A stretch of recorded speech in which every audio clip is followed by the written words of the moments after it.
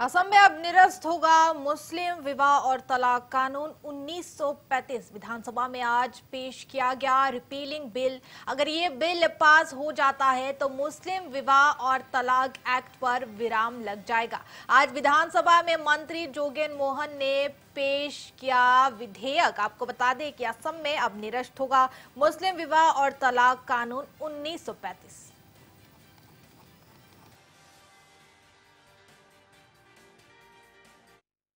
বিচাৰিছো যে গভৰ্ণমেণ্টে VGR PGR মাটি সংৰক্ষণৰ ক্ষেত্ৰত তাত যদি বেদখল হৈ আছে উচ্ছেদৰ কাৰণে যথেষ্টখিনি কাম কৰি আহিছে আৰু কৰি থাকিব আৰু গভৰ্ণমেণ্ট ইয়াত কোনো ধৰণৰ কম্প্ৰমাইজ নকৰে। এই কথাটো আপোনালোকে নিশ্চয় গম পাইছে যে আজি আমি বৰপেটা জিলা যদি কথালৈ চাওঁ, আপোনালোকে চাওক যে বৰপেটা জিলা আমি ডিষ্ট্ৰিক্ট এডমিনিষ্ট্ৰেশ্যনৰ পৰা ৰিপৰ্ট মতে আমাৰ তাত 6টা रेवेन्यू सर्कुल আছে আৰু তাত 28,823 বিঘা মাটি ভিজিআৰ আছে, 30,671 বিঘা মাটি পিজিআৰ আছে প্ৰপ'জ গেজিং ৰিজাৰ্ভ আৰু 7,157 বিঘা সত্ৰ ভূমি আৰু 4,50,545 বিঘা মাটি খাস চৰকাৰী মাটি আছে।